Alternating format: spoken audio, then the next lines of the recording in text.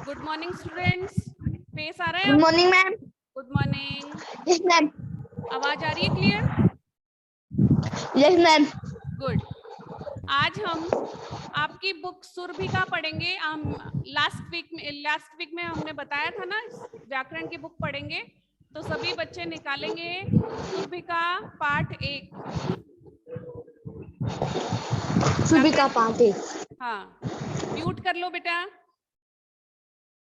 इसमें हमारा पहला पाठ है भाषा और व्याकरण, जो आप फर्स्ट क्लास से पढ़ते आ रहे हो कि भाषा किसे कहते हैं और उसमें व्याकरण का क्या पार्ट है या क्या रोल है। तो आज हम उसी के बारे में एक बार फिर से चर्चा करेंगे। उस टाइम हमने शॉर्ट रूप में पढ़ा था, अब आप न्यू क्लास में आ गए हो तो थोड़ा सा डिटेल में पढ़ेंगे। ओके, आवाज आ रही है बेटा? Yes ma'am. गुड, म्यूट कर लो बेटा। Chapter number 1, page number 5।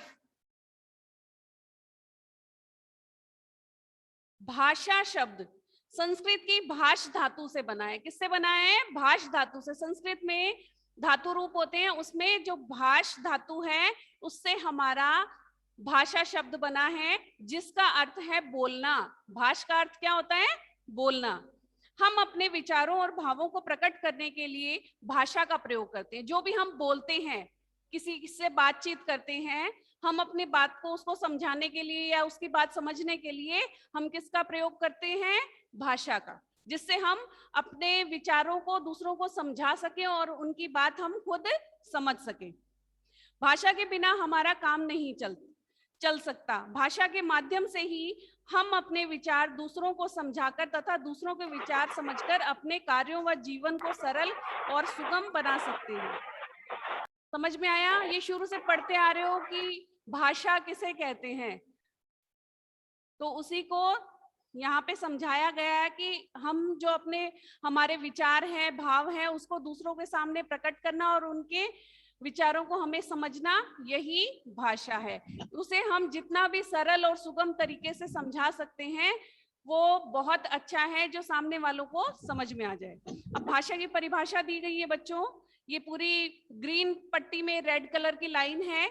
जिस भाषा के द्वारा हम अपने विचारों का आदान प्रदान करते हैं उसे भाषा कहते हैं।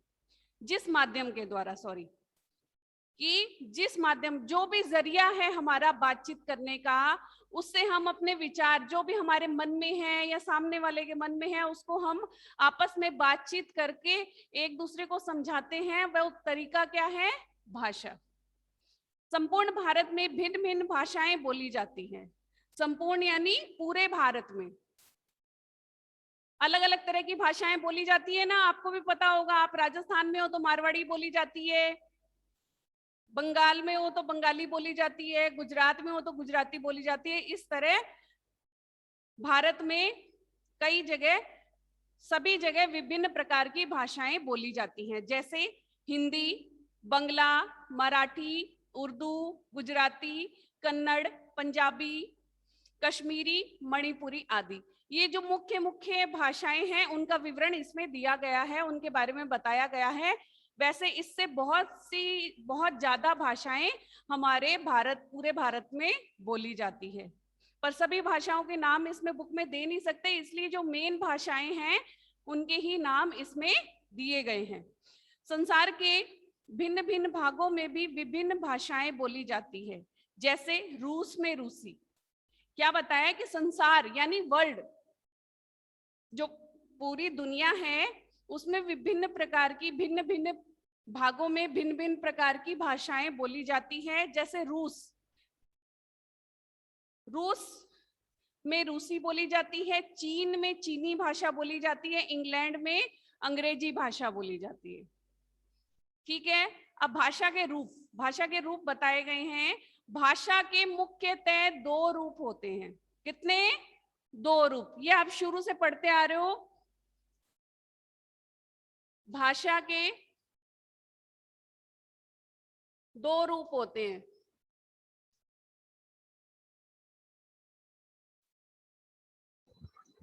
मैम जी वाला जो आप बोर्ड पे लिख रहे हो ये करने क्या? ये करना नहीं है, आपको समझा रही हूँ बेटा। तो पहला है हमारा रूप Yes, ma'am. मौखिक भाषा। पहला क्या है? मौखिक भाषा। मौखिक भाषा। हाँ। मैम फिर लिखित भाषा। फिर है दूसरा लिखित भाषा, और तीसरा मैम भी फिर होता है सांकेतिक। सांकेतिक भाषा। बेटा म्यूट करो सांकेतिक। कुशाल, म्यूट करो Yes, माइक। मैम। सेकंड है लिखित भाषा।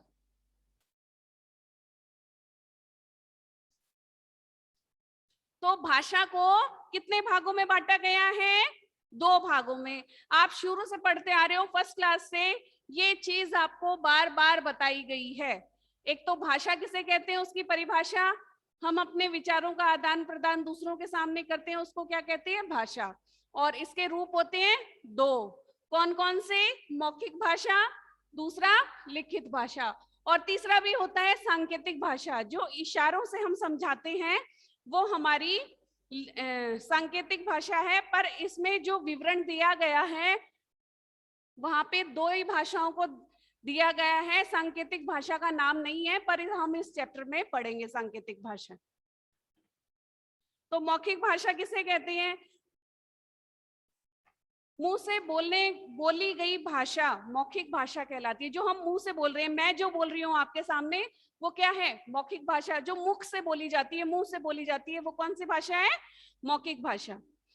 प्राय आपसी बातचीत तथा भाषण में इसी भाषा का प्रयोग किया जाता है। जब हम आपस में बातचीत करते हैं, मुंह से ही तो बात करते हैं ना, और जो भी भाषण लोग नेता वगैरह देते हैं, स्पीच देते हैं, वो मुंह से ही बोल के देते हैं। तो इस भाषा का प्रयोग इन चीजों में किया जाता है। इसमें हम अपने विचार बोलकर प्रकट करते हैं तथा और अन्य लोग उन्हें सुनकर समझते हैं। कि इस भाषा को हम बोलकर प्रकट करते हैं, बोलकर दूसरों को समझाते हैं, और दूसरे जो लोग हैं वो हमारी भाषा को सुनकर समझते हैं। फोन पर बात करना, रेडियो पर गाने सुनना, कहानी कहना, सुनना, आपस में बातचीत करना आदि मौखिक भाषा के उदाहरण हैं। तो इसके क्या क्या उदाहरण हैं? फोन पर बातचीत करना, रेडियो पर गाने सुनना, कहानी सुनना, आपस में बातचीत करना, ये मौखिक भाषा के उदाहरण है। फिर है हमारा नेक्स्ट लिखित भाषा। लिखित भाषा किसे कहते हैं? जब हम अपने मन के भाव और विचार लिखकर प्रकट करते हैं। अब जैसे मैं आपको चैप्टर पढ़ा रही हूँ बुक में से, मुंह से बोलकर, पर मैंने यहाँ पे लिखा भी है, लिखा है ना बोर्ड पे, तो इसको क्या हम बोलेंगे? लिखित भाषा। जब हम लिखकर अपने विचारों को समझाते हैं, वो कौन सी भाषा में आता है? लिखित भाषा में। जैसे पत्र लिखना, निबंध लिखना, कहानी लिखना आदि। ये सब चीजें जो हम प्रश्न उत्तर करते हैं, निबंध लिखते हैं, प्रार्थना पत्र लिखते हैं, कुछ भी लिखते हैं, कहानी भी लिखते हैं, तो वो किस में आता है? लिखित भाषा में आता है हमारा। अब है हमारी तीसरी सांकेतिक भाषा। सांकेतिक मतलब संकेतों से समझाने वाली, इशारों में समझाने वाली भाषा का वह रूप जिसका प्रयोग केवल संकेतों से अपने विचारों को प्रकट करने के लिए किया जाता है, उसे सांकेतिक भाषा कहते हैं। इस भाषा का प्रयोग प्राय मूक व बधिर करते हैं। जो इशारे में बात करते हैं, जो गूंगे और बहरे होते हैं, वो लोग इशारों का प्रयोग करते हैं, सांकेतिक भाषा का प्रयोग करते हैं, क्योंकि वो मुंह से बोल नहीं सकते और कान से सुन नहीं सकते, तो इसलिए वो सांकेतिक भाषा का प्रयोग सबसे ज्यादा करते हैं। यातायात पुलिस भी संकेतों द्वारा यातायात का संचालन करती है।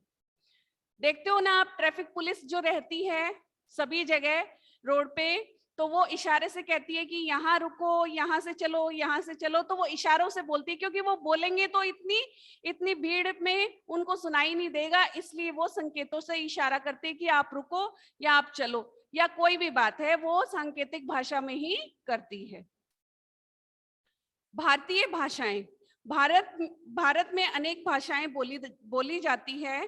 भारतीय संविधान में 22 भाषाओं को मान्यता मिली है। कितनी भाषाओं को मान्यता मिली है भारतीय संविधान में? 22।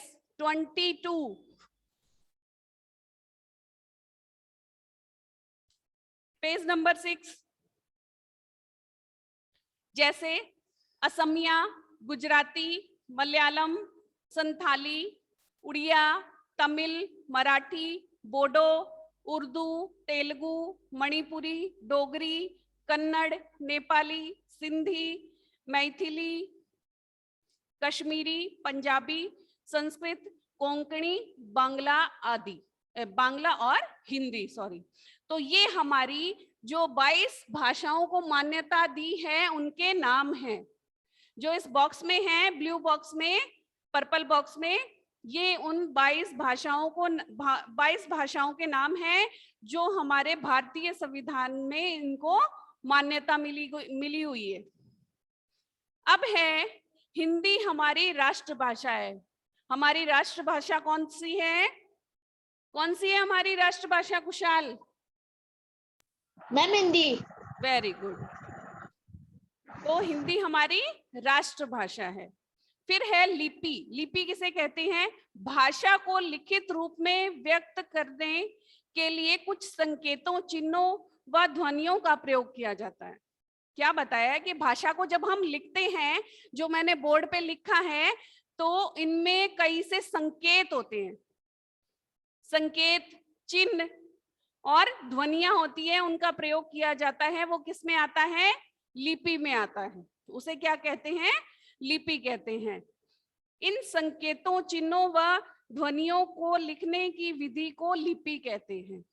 ये लिपि की परिभाषा है। प्रत्येक भाषा में भिन्न भिन्न संकेतों व चिन्हों का प्रयोग होता है। जो अलग अलग भाषाएं हैं सभी जगह की, उनमें अलग अलग तरह के ही चिन्ह और संकेतों का प्रयोग किया जाता है।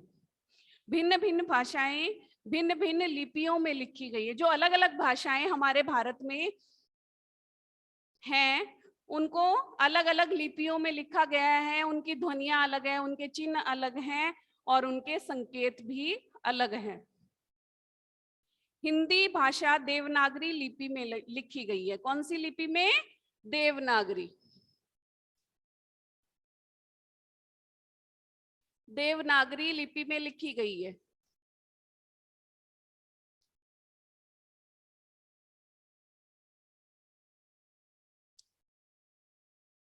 देवनागरी लिपि में लिखी गई है। कौन सी भाषा? हिंदी। कौन सी भाषा? हिंदी भाषा कौन सी लिपि में लिखी गई है? देवनागरी लिपि में। ठीक है। अंग्रेजी भाषा रोमन लिपि में लिखी गई। जो हम इंग्लिश पढ़ते हैं, ABCD या जो भी आपके इंग्लिश है, उस भाषा को कौन सी लिपि में लिखा गया है? रोमन लिपि में। अंग्रेजी की जो लिपि है वो रोमन लिपि है। पंजाबी भाषा गुरुमुखी लिपि में लिखी गई है। जो पंजाबी है वो गुरुमुखी लिपि में लिखी गई है। संस्कृत भाषा भी देवनागरी में लिखी गई है। संस्कृत और हिंदी दोनों भाषाएं देवनागरी लिपि में लिखी गई है।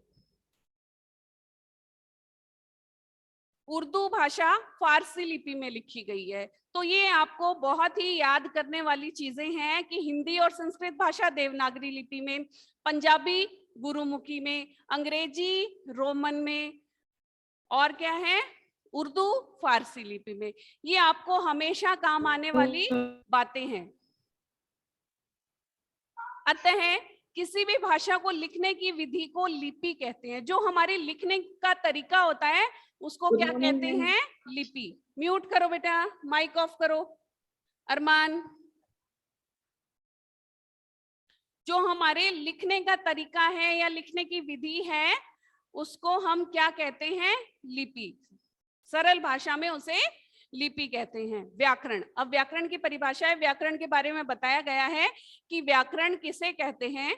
सभी भाषाओं के अपने कुछ नियम होते हैं। जो सभी भाषाएं हैं, हिंदी, संस्कृत, अंग्रेजी, फारसी, उर्दू, जो भी है, सॉरी फारसी नहीं है, उर्दू है, इनको जब हम लिखते हैं तो उनके अपने अपने नियम होते हैं, रूल रेगुलेशन होते हैं। उन नियमों के साथ हमें उसको लिखना होता है। किसी भाषा को बोलने, पढ़ने तथा लिखने के लिए व्यक्ति को उस भाषा के नियमों का ध्यान रखना पड़ता है। जो भी भाषा हम बोलते हैं, पढ़ते हैं, लिखते हैं, उस भाषा को बोलने में, लिखने में हमें भाषा के नियमों का ध्यान रखना पड़ता है, तभी वो भाषा हमारी सही बोली लिखी जाती है। भाषा के नियमों का ठीक प्रयोग करके व्यक्ति शुद्ध बोलता है। व्याकरण का मतलब क्या है? शुद्ध, उसमें कोई कमी ना हो, चाहे तो लिखने में हो चाहे मात्राओं में हो। तो उसका मतलब यही है कि उसको सही तरीके से, अगर व्यक्ति को पता है इसके नियम कि हमें कैसे बोलना है, कैसे लिखना है, तो वो शुद्ध तरीके से बोल पाएगा और लिख पाएगा, जिससे उसकी गलतियां नहीं होगी। शुद्ध पढ़ता है तथा शुद्ध लिखता है। भाषा के नियमों को ही अपना उसका व्याकरण कहते हैं। जो उसके नियम होते हैं, जो उसके अनुसार चलता है, उसी को क्या कहते हैं? व्याकरण। व्याकरण वह विधि है जिसके अध्ययन से हमें भाषा को शुद्ध रूप से बोलने, लिखने और पढ़ने का ज्ञान होता है। क्या बताया कि व्याकरण वह विधा है जिसके अध्ययन से, जिसको पढ़कर हम भाषा के शुद्ध रूप को बोल सकते हैं, लिख सकते हैं और पढ़ भी सकते हैं। अब व्याकरण के अंग यानी भेद, व्याकरण के कितने भेद हैं वो बताया गया है।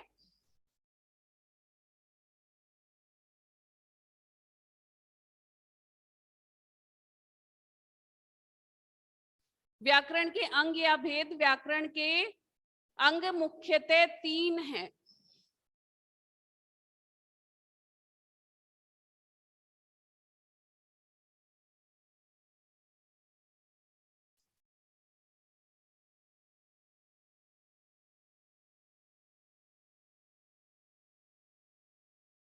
तीन है। कितने अंग हैं, कितने भेद हैं व्याकरण के? 3। कौन कौन से हैं? पहला है वर्ण विचार। वर्ण विचार। दूसरा है शब्द विचार।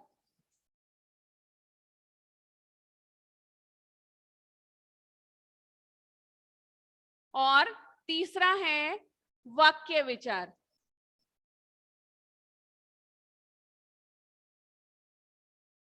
ये 3 अंग हैं, 3 भेद हैं किसके? व्याकरण के।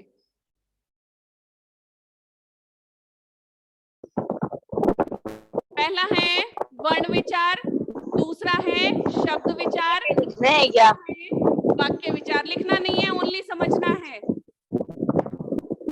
माइक म्यूट करो। तो वर्ण विचार जो हमारा सबसे पहला है, उसमें क्या आता है उसको ध्यान से सुनो। इस विभाग में वर्णों की रचना, उच्चारण, भेद आदि के बारे में अध्ययन किया जाता है। वर्ण विचार में क्या है? वर्णों की रचना। वर्ण क्या होते हैं? जो छोटे छोटे वर्ड लिखे हुए रहते हैं ना, जैसा क, ख, च, या उस पे जो मात्राएं लगती है वो अलग सिंगल वर्ड होता है, वो वर्ण होता है। मतलब कि उसके और अधिक टुकड़े नहीं किए जाते। ये क्या है? हमारे वर्ण हैं। इनको क्या बोलते हैं? वर्ण। वर्णों की रचना यानी जब उनको बनाते हैं शब्द में और उनको जब बोलते हैं, उच्चारण यानी मुंह से बोलना, उसका उच्चारण करना किस में आता है? हमारे वर्ण विचार में आता है। शब्द विचार, शब्द एक शब्द होता है, उसको हम शब्द विचार में लेते हैं, जिसकी परिभाषा है इस विभाग में शब्दों की रचना, भेद, प्रयोग आदि के विषय में बताया जाता है। शब्द विचार, कोई भी शब्द हो, जैसे हिंदी, ये क्या है? एक शब्द है। ये वर्ण है, ये शब्द है, एक ही है ना। तो जहां ये शब्द आएंगे वहां पे शब्द विचार होगा। उसकी रचना कैसे होती है, उसके भेद कैसे होते हैं, उसी के बारे में बताया जाता है। फिर है हमारा लास्ट वाक्य विचार। ये जो शब्द है, इससे हमें जो वाक्य बनता है उसे हम वाक्य विचार कहते हैं। जैसे इससे हमारा वाक्य बनेगा, हिंदी हमारी राष्ट्रभाषा है।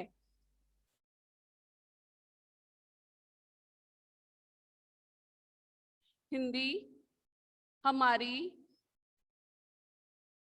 राष्ट्रभाषा है।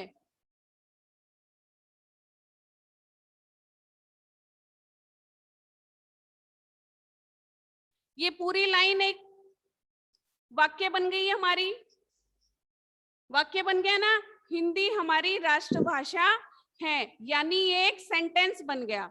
सेंटेंस को हिंदी में क्या बोलते हैं? वाक्य। और शब्द को क्या बोलते हैं? वर्ड। और वर्ड लेटर्स। ओके, जो हमारा सार्थक वाक्य बनता है वो हमारा वाक्य विचार में आता है।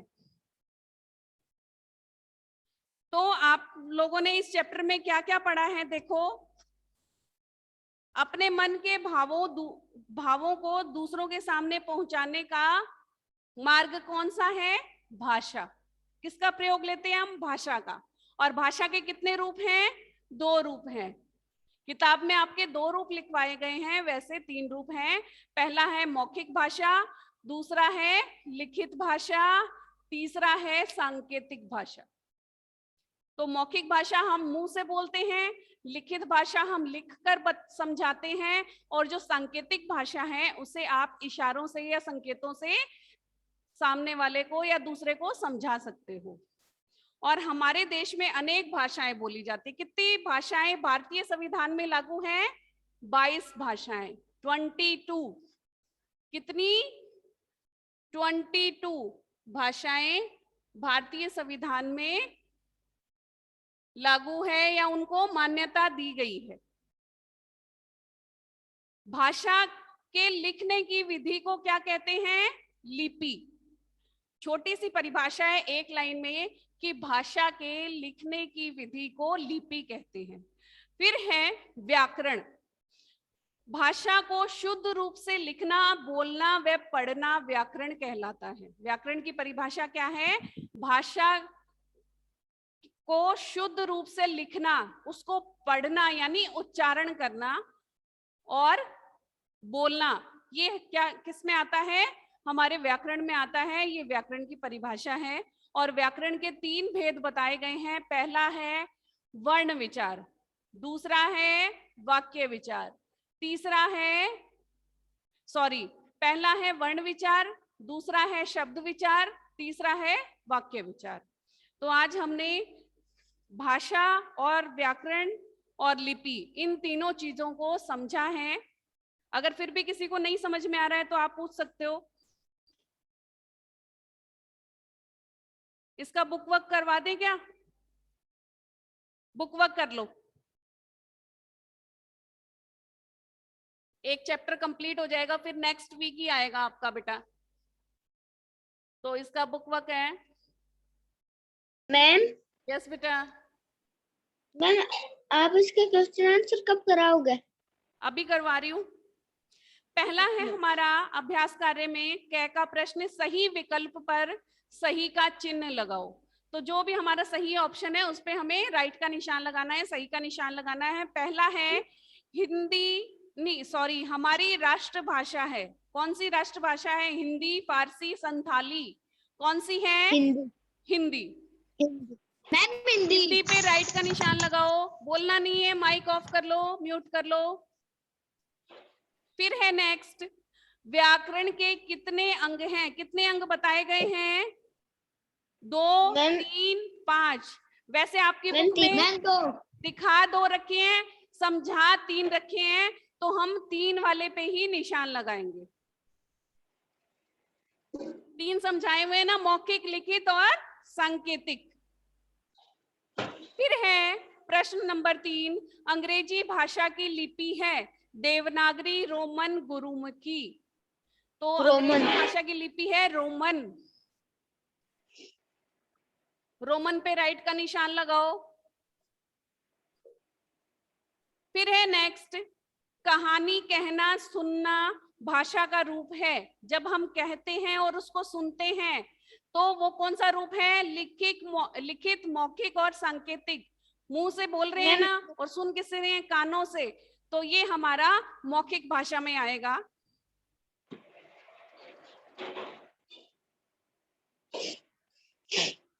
मौखिक पे लगाओ राइट।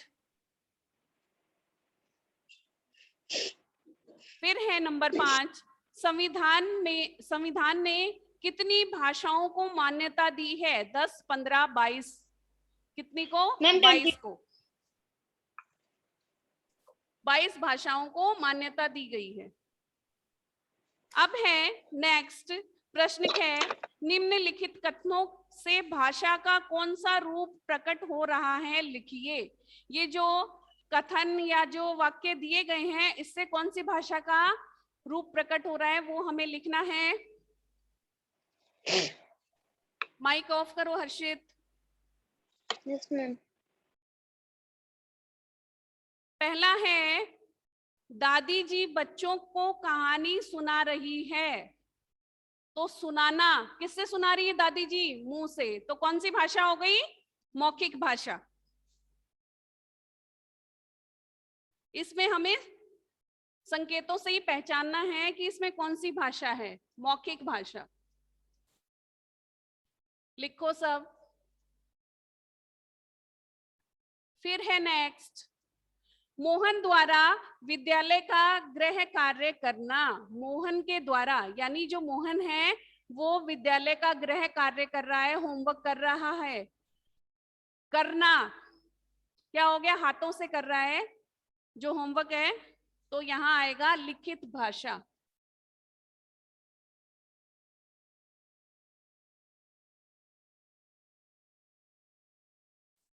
फिर है नेक्स्ट, मीरा द्वारा पत्र लिखना। लिखना यानी वही लिखित भाषा।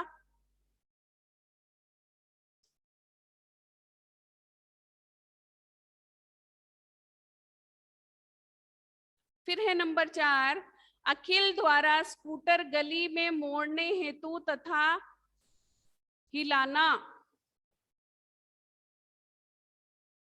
ये गाली दिया हुआ है तो गाली नहीं होगा बेटा, गली होगा। गली। इसको, इसकी जो मात्रा है वो हटा लो,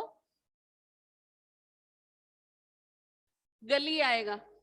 जो मोहन है, अखिल है, वो स्कूटर को गली में मोड़ रहा है और उसको हिला रहा है, यानी उसका संकेत है, इशारा कर रहा है। तो यहां आएगा सांकेतिक भाषा।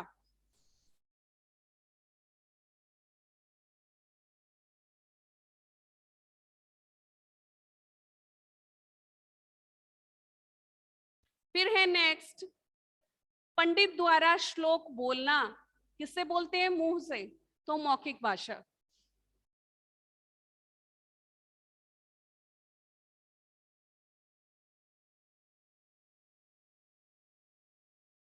तो प्रश्न क और ख पूरा हो गया है। अब है प्रश्न ग, निम्नलिखित प्रश्नों के उत्तर दीजिए। पहला प्रश्न है, भाषा किसे कहते हैं? तो पेज नंबर 5 निकालो।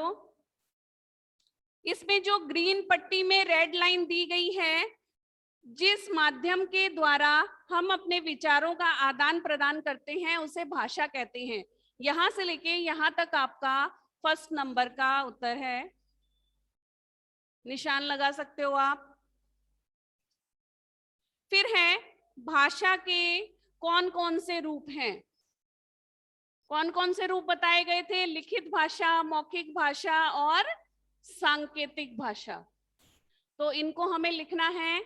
ये जो इसके रूप हैं, लिखित भाषा, मौखिक भाषा और सांकेतिक भाषा। फिर है, लिपि किसे कहते हैं? लिपि की परिभाषा पेज नंबर 6। ये ग्रीन पट्टी दी गई है, इसमें रेड कलर की लाइन जो दी गई है, ये हमारी लिखित भाषा है। किसी भी भाषा को लिखने की विधि को लिपि कहते हैं। ये इसका उत्तर है बच्चों। फिर है, भाषा के लिखित रूप की क्या उपयोगिता है? जो भाषा का लिखित रूप है उसकी क्या उपयोगिता है? तो इसमें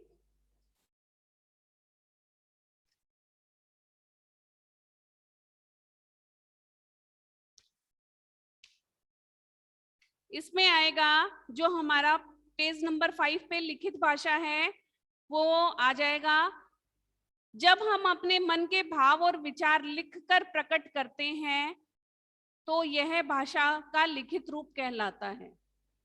बस इतना ही आएगा, ये इसकी परिभाषा है, यही लिखनी है आपको उत्तर नंबर 4 में। फिर है नंबर 5, व्याकरण किसे कहते हैं। तो व्याकरण की परिभाषा भी आपके इसी में दी गई है।